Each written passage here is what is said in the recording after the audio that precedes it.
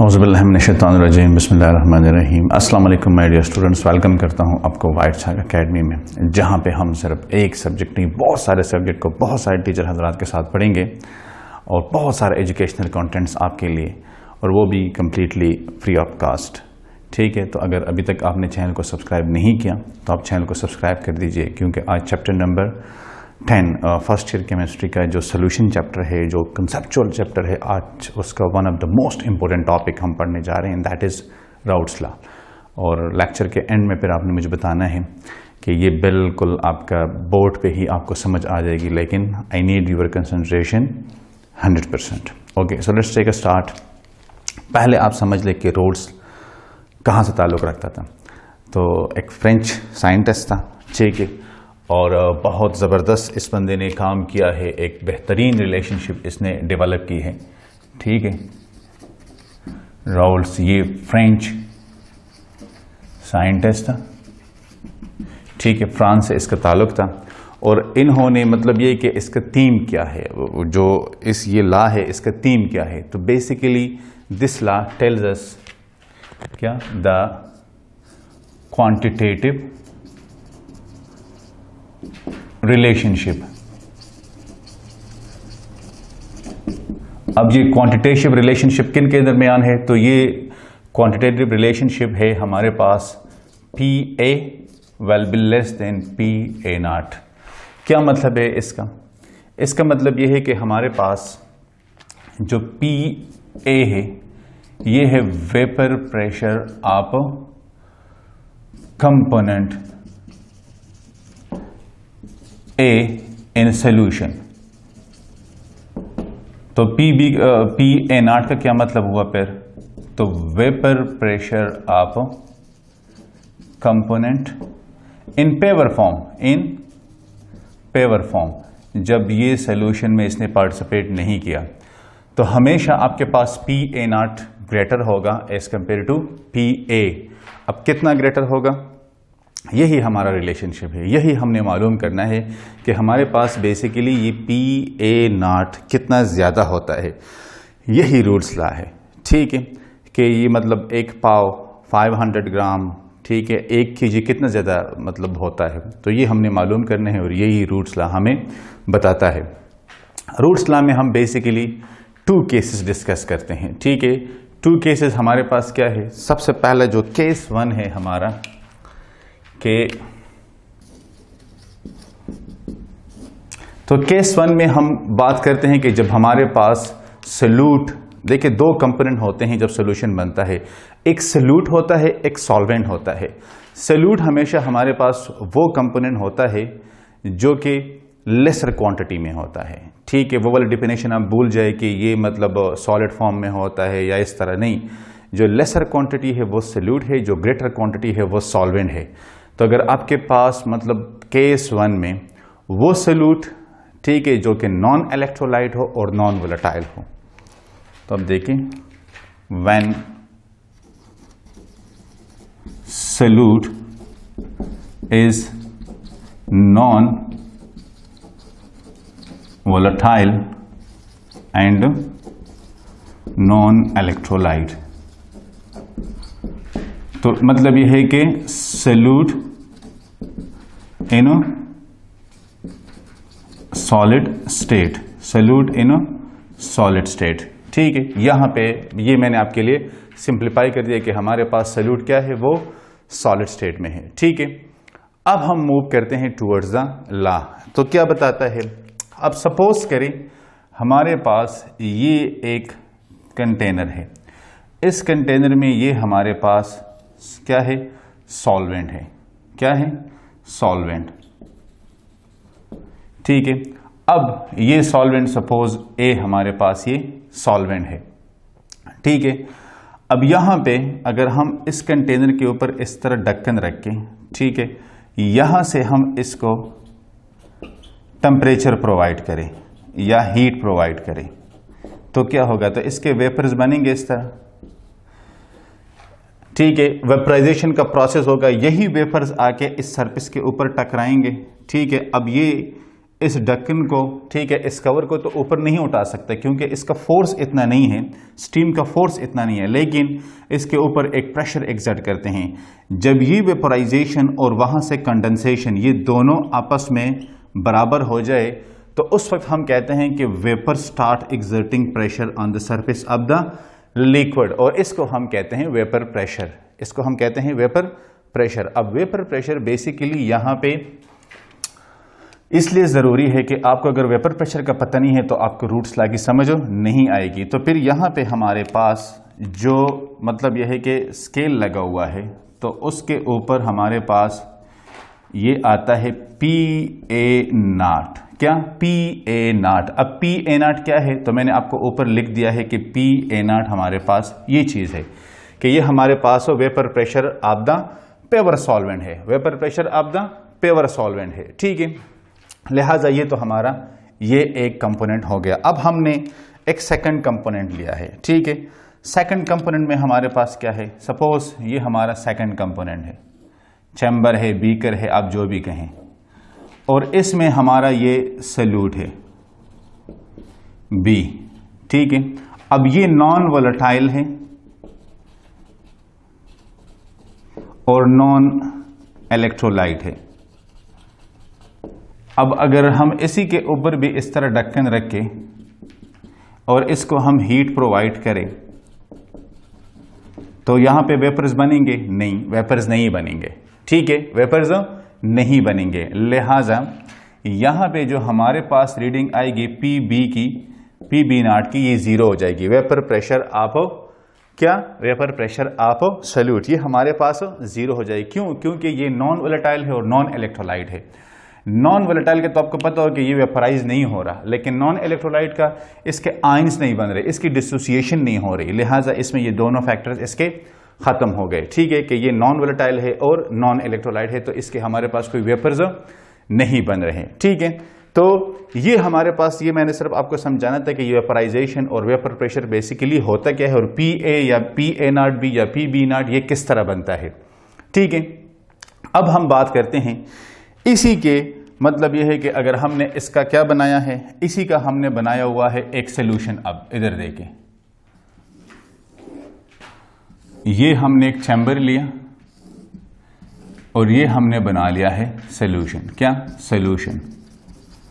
अब सॉल्यूशन में A component भी है और B कंपोनेंट भी है, दोनों कंपोनेंट मौजूद है। इसी के ऊपर हमारे पास ये आ जाता है, ठीक है, एक ढक्कन। यहां पे वेपर्स बन रहे हैं जब हम नीचे से हीट प्रोवाइड करेंगे। अब कंपोनेंट B पार्टिसिपेट नहीं कर रहा, तो इसका जो टोटल प्रेशर है P टोटल, ये किसके बराबर होता है?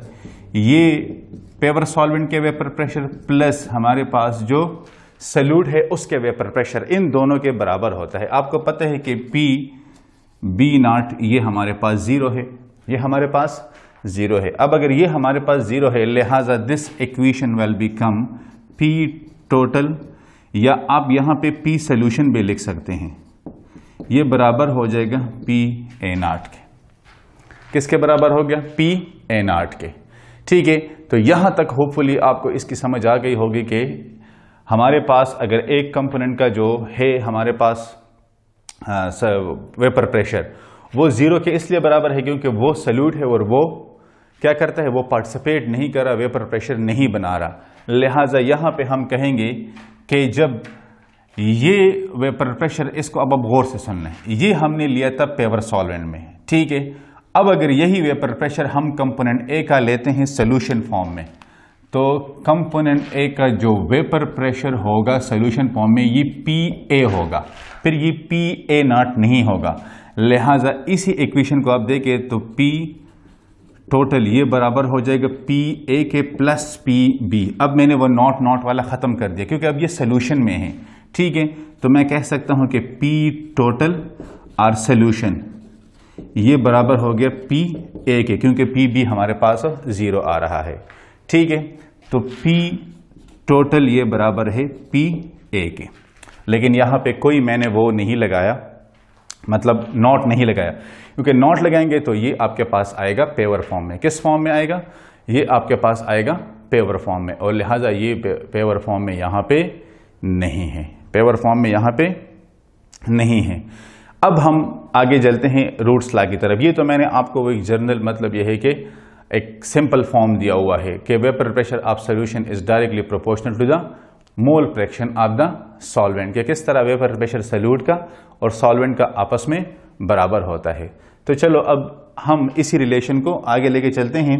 तो रूट्स लॉ के 3 डेफिनेशंस हैं, रूट्स लॉ के 3 डेफिनेशंस हैं, ठीक है। तीनों डेफिनेशंस को मैं आपके सामने यहाँ पे रख लेता हूँ। हम डिस्कस कर रहे हैं केस 1। क्या डिस्कस कर रहे हैं? केस 1। तो केस 1 में ही हम सारी बात कर लेंगे कि जब हमारे पास सॉल्यूट क्या होगा, जब सॉल्यूट हमारे पास सॉलिड स्टेट में है, इट मीन के नॉन वोलेटाइल है और नॉन इलेक्ट्रोलाइट है, non volatile and non electrolyte, ना डिसोसिएट हो रहा है और ना इवापोरेट हो रहा है। तो पहला जो डेफिनेशन है, फर्स्ट डेफिनेशन, वो हमारा आ जाता है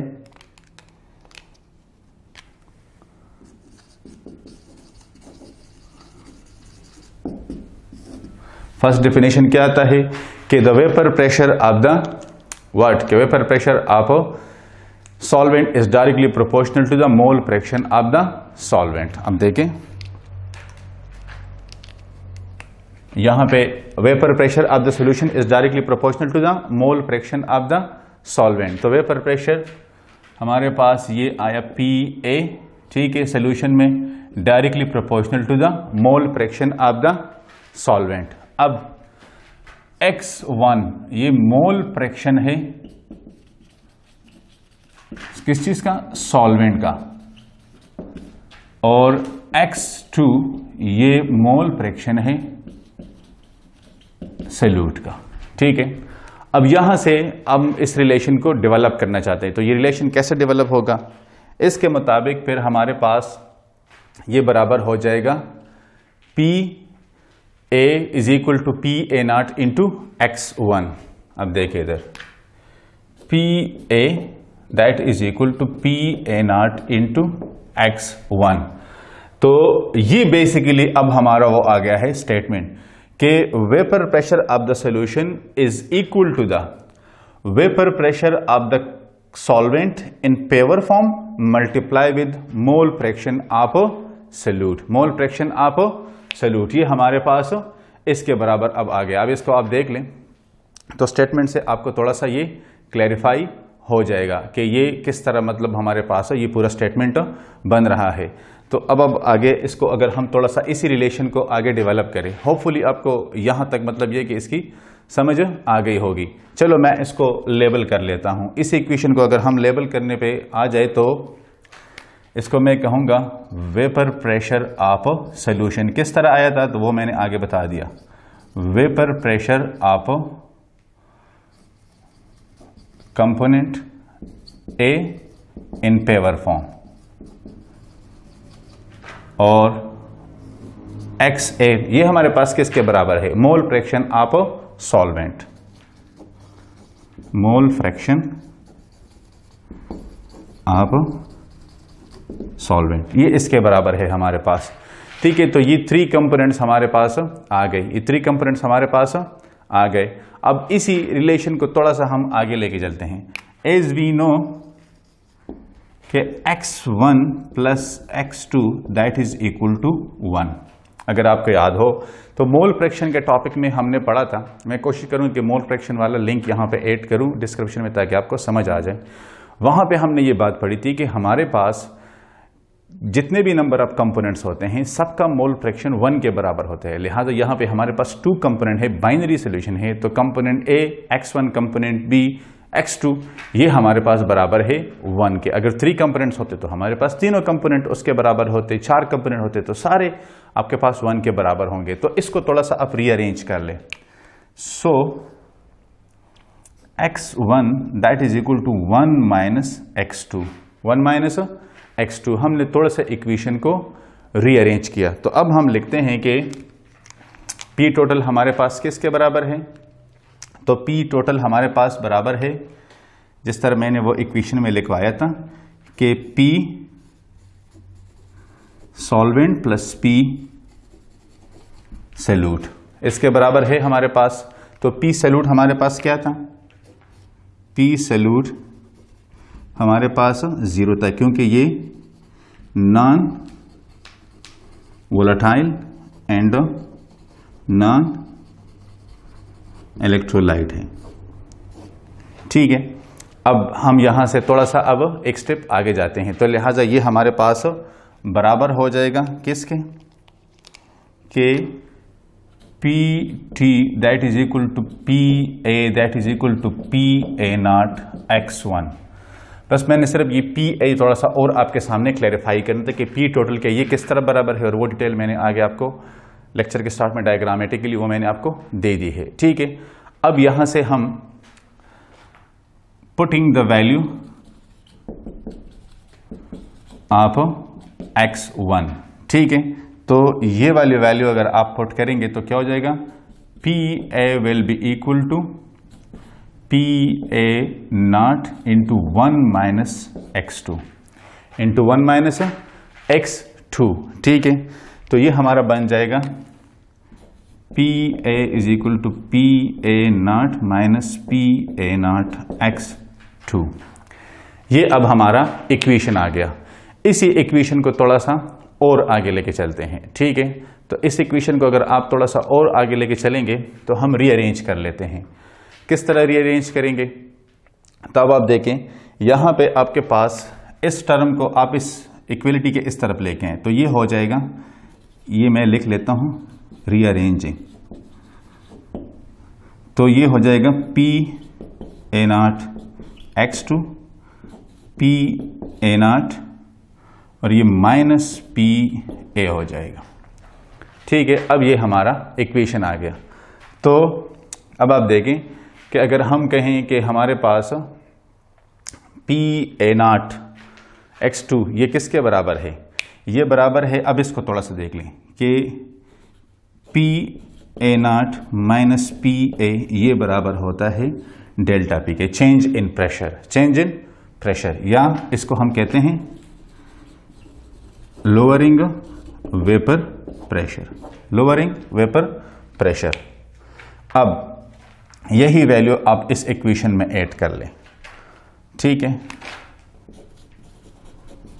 putting value in equation number, इसको आप बी कर लें, बी, तो क्या हो जाएगा, ये हमारे पास हो जाएगा कि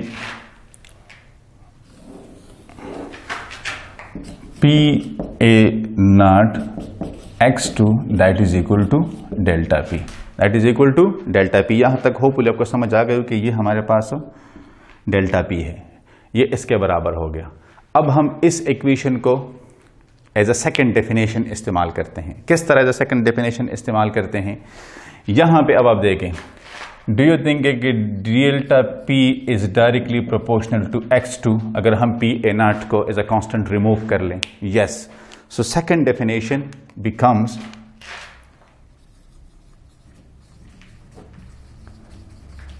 क्या बन जाएगी सेकेंड डेफिनेशन, सेकेंड डेफिनेशन हमारी होगी कि lowering of vapour pressure is directly proportional to the what, mole fraction of the solute. ये जो, अब इसको आपने गौर से सुनना है, इसको आपने गौर से सुनना है, ये जो हमारे पास वेपर प्रेशर में लोअरिंग आ रही है, ये लोअरिंग किसकी वजह से आ रही है, ये सॉल्यूट के पार्टिकल की वजह से आ रही है, सॉल्यूट के मोल फ्रैक्शन की वजह से आ रही है, सॉल्यूट के कंसंट्रेशन की वजह से आ रही है। जितना आप कंसंट्रेशन को इंक्रीज करते जाएंगे उतना ही वेपर प्रेशर इसका डिक्रीज होता जाएगा। ठीक है, तो यहां पे आपने ये बात रखनी है कि ये डायरेक्ट प्रोपोर्शनलिटी है। अगर आप एक कंपोनेंट को इंक्रीज करते हैं, दूसरा अगर इसको हम इंक्रीज करते हैं, ये ऑटोमेटिकली हमारे पास क्या हो जाएगा, लोअरिंग ऑफ वेपर प्रेशर वो इंक्रीज होता जाएगा। गौर से सुने, lowering of vapour pressure increase होता जाएगा, वेपर प्रेशर कम होता जाएगा। ठीक है, और लोअरिंग का, वो लोअरिंग की जो वैल्यू है वो इंक्रीज हो जाएगी।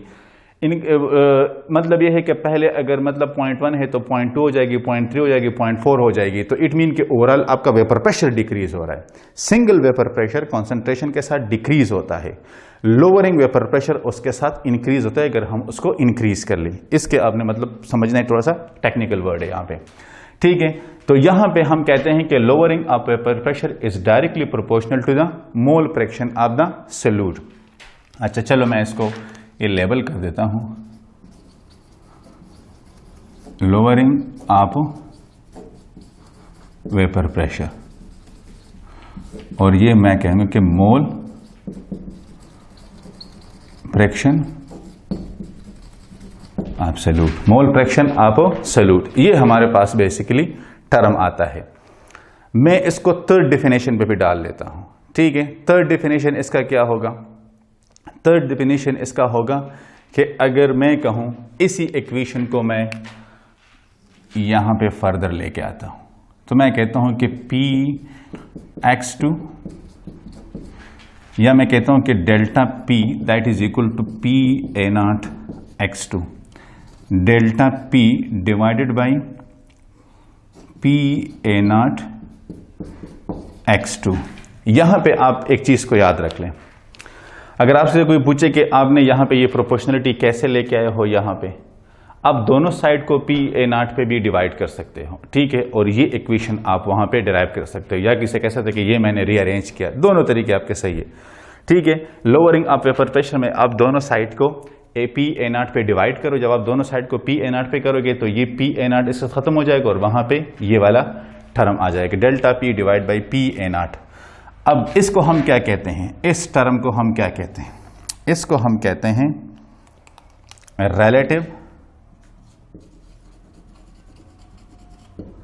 relative lowering of vapor pressure। relative lowering of vapor pressure, क्या? relative lowering of vapor pressure। अब थर्ड डिफिनीशन में हम कह सकते हैं कि relative lowering of vapor pressure is directly proportional to the mole fraction of the solute। लिहाजा ये हमारा हो जाएगा थर्ड डिफिनेशन। तो थर्ड डिफिनेशन में क्या है? वहां पे lowering of vapour pressure is directly proportional to the solute, यहां पे relative lowering of vapour pressure is directly proportional to the solute.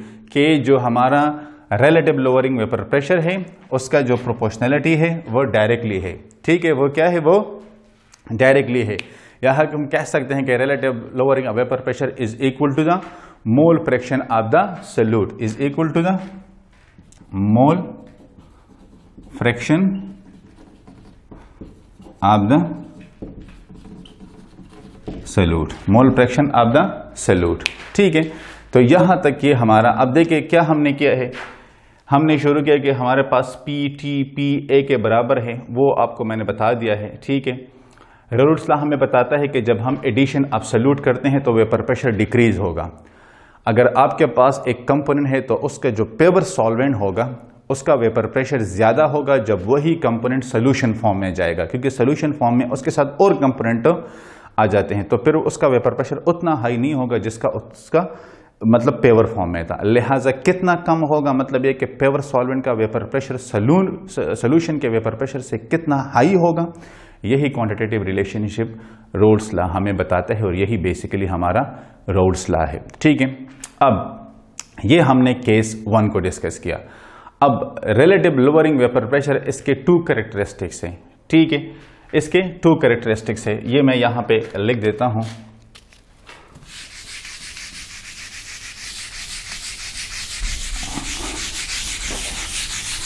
कि जो हमारे पास रिलेटिव लोअरिंग वेपर प्रेशर है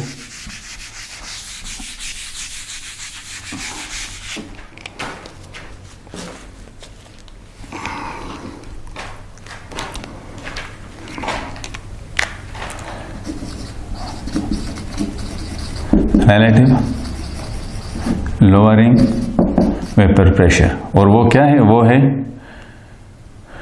डेल्टा P बाई PA0। इसके कितने कैरेक्टरिस्टिक्स हैं? Has 2 characteristics, has 2 characteristics. तो पहला इसका क्या है? पहला कैरेक्टरिस्टिक इसका है ये इंडिपेंडेंट ऑफ टेम्परेचर है, इंडिपेंडेंट ऑफ द टेम्परेचर, मतलब ये कि रिलेटिव लोअरिंग वेपर प्रेशर, आप इसको रिलेटिव लोअरिंग वेपर प्रेशर ये भी कह सकते हैं, ये इंडिपेंडेंट ऑफ द टेम्परेचर होता है। और सेकंड क्या है?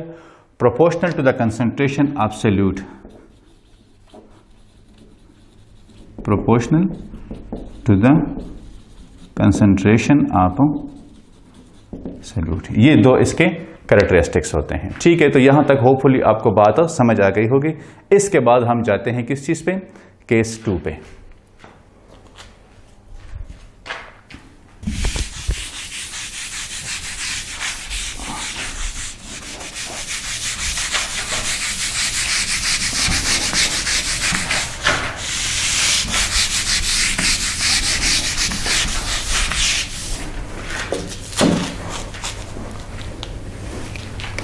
अच्छा, तो केस 2 में हम क्या, केस 2 में when both the components are volatile,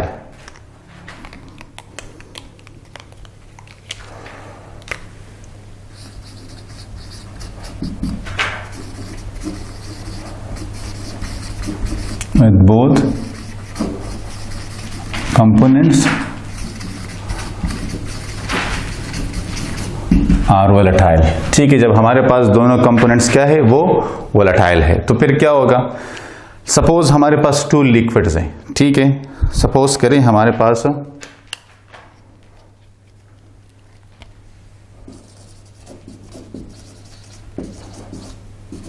we have 2 liquids,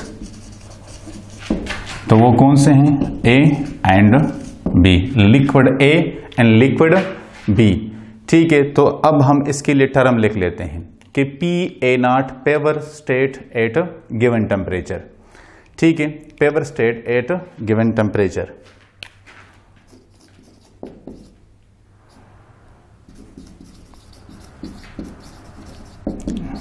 eight,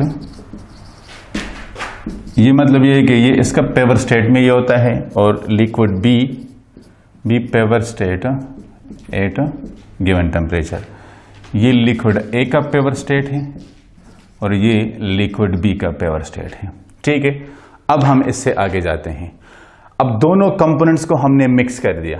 ठीक है, दोनों कंपोनेंट्स को हमने क्या कर दिया, दोनों कंपोनेंट्स को हमने मिक्स कर दिया। मतलब ये कि ये हमारे पास एक बीकर था और इसमें हमने ये दोनों कंपोनेंट डाल दिए, कंपोनेंट ए और कंपोनेंट बी, और दोनों को हमने मिक्स कर दिया। मिक्स होने के बाद क्या होगा, मिक्स होने के बाद इनके वेपर प्रेशर में चेंज आएगा। क्या आएगा, इसके वेपर प्रेशर में चेंज आएगा। ठीक है, तो इसका वेपर प्रेशर PA से बन जाएगा क्या, कुछ आप लोग मतलब ये मुझे बताएं।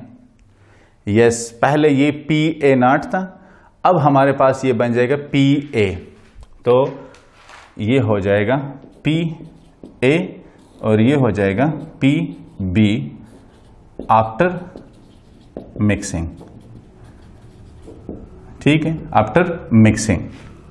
अब हम अगर फर्स्ट डेफिनेशन पे जाएं तो फर्स्ट डेफिनेशन में हमने क्या बात की थी कि हमारे पास जो सॉल्यूशन का वेपर प्रेशर होगा वो बराबर होगा vapour pressure of the component A in pure form and its mole fraction, इन दोनों के बराबर होगा। इसी तरह PB का हमारे पास PB, अब देखें मैं समझाता हूं according to the first definition, अगर आपको याद हो, वहां पे हमारे पास जो कि एक सॉल्यूट का वो नहीं बन रहा था और सिर्फ एक का बन रहा था, तो वो क्या था, वो PA0 का। अब यहां पे देखें हमारे पास PA, ये किसके बराबर होगा, PA0 इंटू XA। इसका मतलब ये है कि vapour pressure in solution form. अब कंपोनेंट A ये पेवर फॉर्म है और ये इसका मोल फ्रैक्शन है, ये सारा कंपोनेंट A है। ठीक है, इसी तरह हमारे पास होगा PB that will be equal to PB0 XB, ये इसके बराबर होगा। ठीक है, अब ये तो हमारे आ गए हैं 2 कंपोनेंट्स, क्या आ गए, ये हमारे पास 2 कंपोनेंट्स आ गए।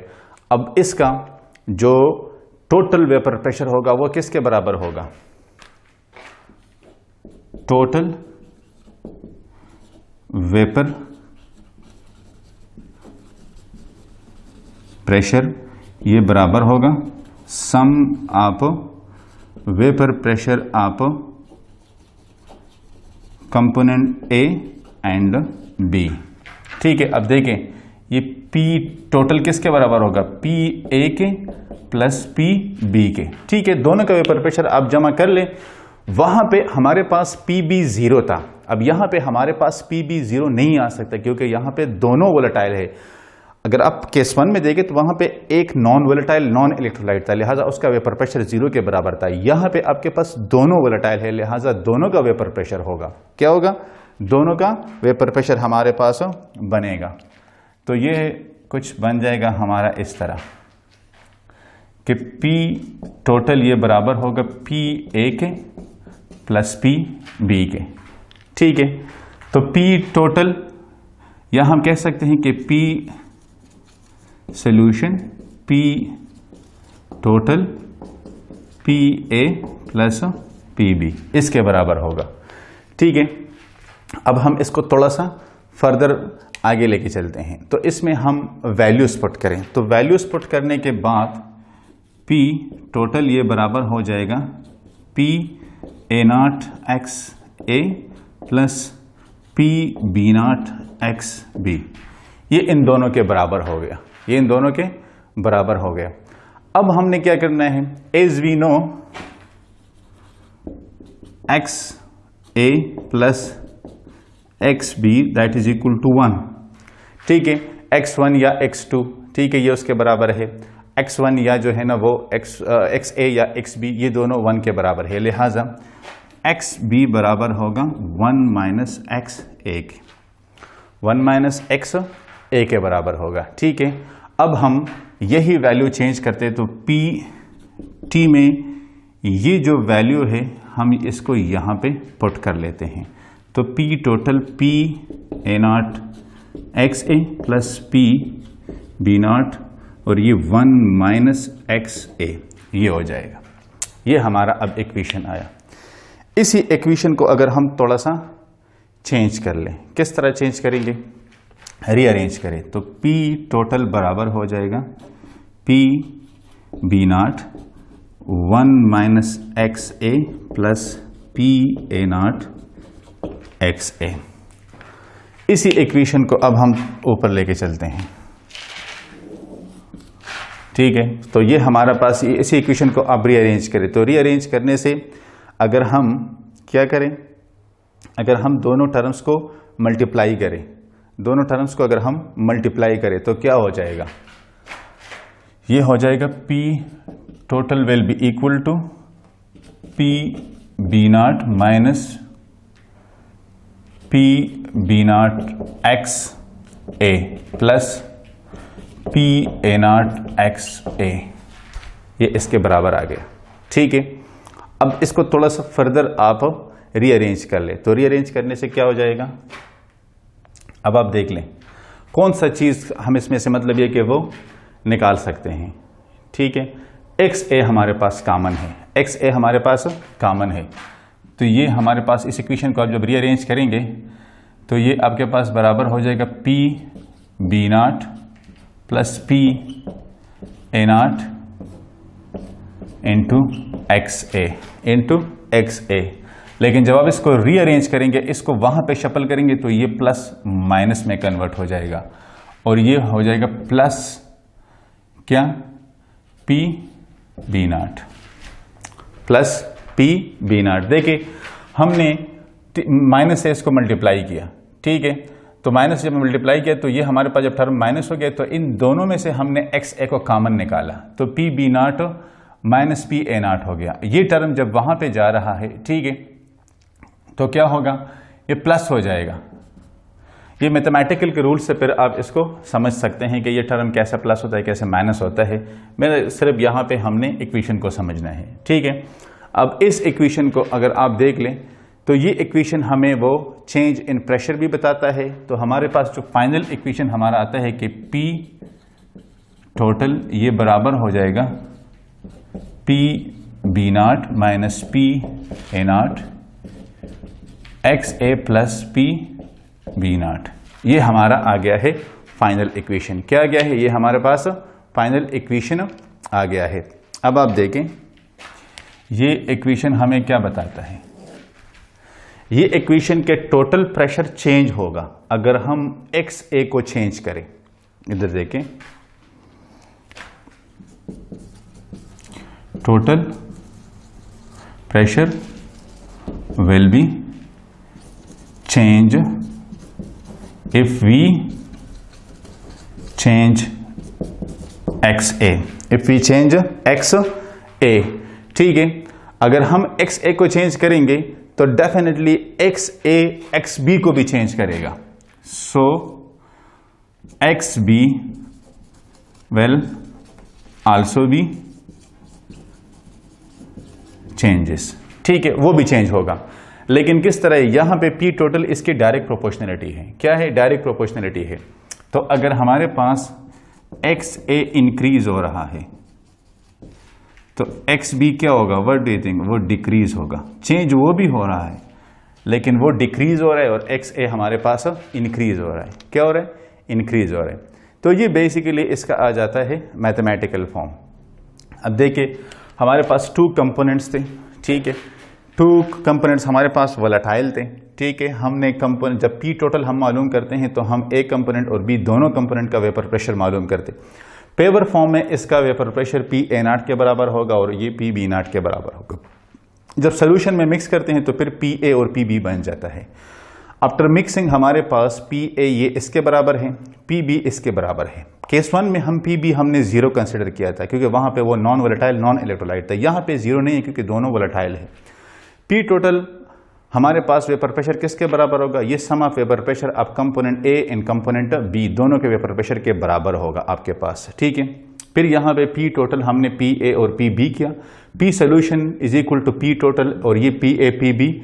P टोटल में हमने इनकी वैल्यूज पुट की, वो वाली वैल्यूज हमने पुट की, तो ये हमारे पास आया। अब XA और XB मोल फ्रैक्शन 1 के बराबर होता है, तो ये हमारे पास ये एक वैल्यू आ गई। ठीक है, फिर हमने ये किया, इसको ये मैथमेटिकली सारा इक्वेशन है, इसका आपको समझ आ गई होगी। अगर हम XA को चेंज करते हैं और वो टोटल वेपर प्रेशर को चेंज कर रहा है, सोल्यूशन के वेपर प्रेशर को चेंज कर रहा है, तो अगर XA की वैल्यू इंक्रीज होगी तो XB की वैल्यू डिक्रीज होगी। इंक्रीज और ये डिक्रीज कैसे आएगा, ये मैं आपको ग्राफिकली समझाता हूं।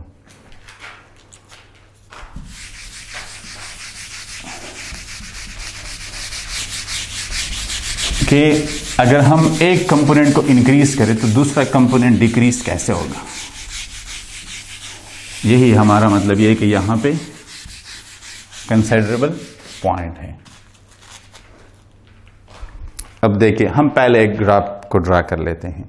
ठीक है, ग्राफ हमारे पास देखें,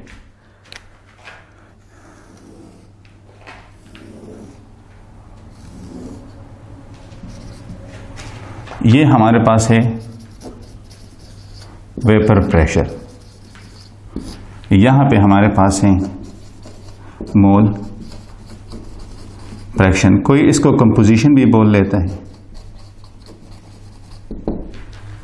ठीक है, अब हमने 2 कंपोनेंट्स लिए थे, एक हमने लिया था XA और एक हमने लिया था XB। सपोज करें XA की वैल्यू 1 है, 1 से तो ज्यादा हो नहीं सकती, तो XB की वैल्यू 0 है। अब अगर इसको रिवर्स कर लें, XA की वैल्यू यहां पे 0 है तो XB की वैल्यू यहां पे 1 है, मतलब बिल्कुल अपोजिट है। अब अगर हमारे पास XA की वैल्यू 1 के बराबर है, ठीक है, तो क्या हो रहा है, अगर XA की वैल्यू 1 के बराबर है तो हमारे पास इसका वेपर प्रेशर क्या है, यहां पे PA0, ये हमारे पास इसका वेपर प्रेशर है। ठीक है, अब यहां पे इसकी वैल्यू डिक्रीज हो रही है। किस तरह डिक्रीज हो रही है, तो आप देखें, with the passage of time जब हम उस तरफ मूव कर रहे हैं, क्योंकि ये इस तरफ है, ये ग्राफ इस तरह है, तो ये 09, 08, 07, 06, 05, 04, 03, 02, 01 और ये फिर 0, ये इस तरह चेंज इसमें आ रहा है। ठीक है, ये वाली जो वैल्यू है ये इंक्रीज हो रही है। किस तरह इंक्रीज हो रही है, ये इंक्रीज हो रही है 01, 02, 03, 04, 05, 06, 07, 08, 09 और ये 1, इसमें इंक्रीज आ रहा है। इसी के साथ जब हमारे पास इसकी वैल्यू x की वैल्यू डिक्रीज हो रही है तो ये देखिए इसमें ये डिक्रीज आ रहा है मोल फ्रैक्शन के डिक्रीज के साथ। अब इसकी वैल्यू इंक्रीज हो रही है तो जब ये x भी 1 है तो यहां पे ये हमारे पास हो जाएगा PB0। इसका प्रेशर डिक्रीज हो रहा है, ठीक है, और उसका प्रेशर इंक्रीज हो रहा है। तो फिर क्या होगा, फिर हमारे पास एक लाइन इस तरह के भी आएगा, ठीक है, कि ये हमारे पास एक सॉलिड लाइन आएगा। ये वेपर प्रेशर है और ये सोल्यूशन है कि P टोटल किसके बराबर है, तो P टोटल हमारे पास बराबर होता है PA के प्लस PB के, ठीक है। यहां पे आपने बात याद रखनी कि टेम्परेचर कांस्टेंट होगा, टेम्परेचर कांस्टेंट होगा, ठीक है। अब जब टेम्परेचर यहां पे कांस्टेंट है तो हमारे पास ये जो लाइन है, मैंने कहा ये क्या है, ये हमारे पास PB है। क्या है ये, हमारे पास PB है। तो PB किसके बराबर होता है, PB0 इंटू XB के। ये जो लाइन है ये वाली, मैंने आपसे कहता है कि ये PA है तो ये PA0 इंटू XA, ये इसके बराबर होता है, ठीक है। आप लोगों को समझ आ गई है, ओके, आप लोगों को भी समझ आ गई है एग्जैक्टली। अच्छा, तो अब ये बेसिकली हमारा ग्राफ है कि किस तरह विद द कंसंट्रेशन इंक्रीजिंग ये लाइन इंक्रीज हो रहा है, विद द कंसंट्रेशन डिक्रीजिंग ये लाइन डिक्रीज हो रहा है। अगर हम इस तरफ से देखें, विद द कंसंट्रेशन इंक्रीजिंग ये लाइन इंक्रीज हो रहा है, विद द कंसंट्रेशन डिक्रीजिंग ये लाइन डिक्रीज हो रहा है, और ये दोनों लाइंस को फिर मर्ज करता है, ठीक है। इसमें ऊपर नीचे हो सकता है क्योंकि स्केल नहीं है तो ये लाइन ऊपर नीचे हो सकती है, ठीक है। तो इसको फिर जब आप दोनों को मर्ज करते हैं, P टोटल निकालते हैं तो P टोटल इन दोनों के बराबर है। लिहाजा आप यहाँ पे P टोटल लिख सकते हैं कि P टोटल बराबर है PB0 XB plus PA0 XA at a constant temperature. तो ये हम बेसिकली कहते हैं कि हमारे पास ये ग्राफिकल रिप्रेजेंटेशन है। क्या है, graphical representation of Raoult's law, graphical representation of Raoult's law. Hopefully guys आपको समझ आ गई होगी। फिर भी अगर यहाँ कहीं पे कोई कंफ्यूजन, देखिए आपने एक चीज़ को याद रखना है, अगर आपसे कोई पूछे कि हमारे पास सिंपली ये रिलेशन है, हमने कहा कि PA0 will be greater than PA suppose, ठीक है। अब अगर आपसे कोई पूछे कि क्यों, आप कह देना कि यहाँ पे इसके साथ सैल्यूट एड है, मोल फ्रैक्शन एड है, सॉरी मोल फ्रैक्शन एड है। मोल फ्रैक्शन की वैल्यू 1 से नीचे होती है, 1 से कम होती है, क्योंकि सारे कंपोनेंट्स का 1 के बराबर है। तो एक कंपोनेंट, जो यहाँ पे 2 कंपोनेंट्स है तो एक कंपोनेंट का तो 1 से नीचे है।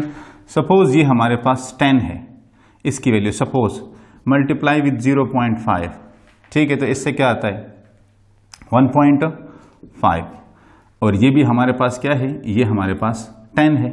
तो जब इसके साथ 0.5 आप मल्टीप्लाई करेंगे तो ये वैल्यू आपकी हमेशा कम आ जाएगी, ठीक है। ये आपकी हमेशा वैल्यू कम आ जाएगी। क्या बनता है, 0.50 बनता है, चलो जो भी है 50 है या जो भी है 5.0 है वो फिर आप देख लें, लेकिन इससे वैल्यू हमेशा इसकी कम आएगी। ये कभी भी नहीं हो सकता कि वो इसके बराबर आ जाए। जब आप यहाँ पे मोल फ्रैक्शन को ऐड करेंगे तो वो वैल्यू इससे कम होगी, इसकी वैल्यू हमेशा ज्यादा होगी। यही अंडरस्टैंडिंग है राउल्ट्स लॉ की, कि राउल्ट्स लॉ आपको क्वांटिटेटिव रिलेशनशिप बताता है power component and solution form में। समझ आ गई होगी। अगर आपने चैनल को सब्सक्राइब नहीं किया, सब्सक्राइब कर दीजिए और अपने दोस्तों के साथ शेयर कीजिए। इंशाल्लाह नेक्स्ट लेक्चर में फिर मुलाकात होगी, तब तक के लिए अल्लाह हाफिज़।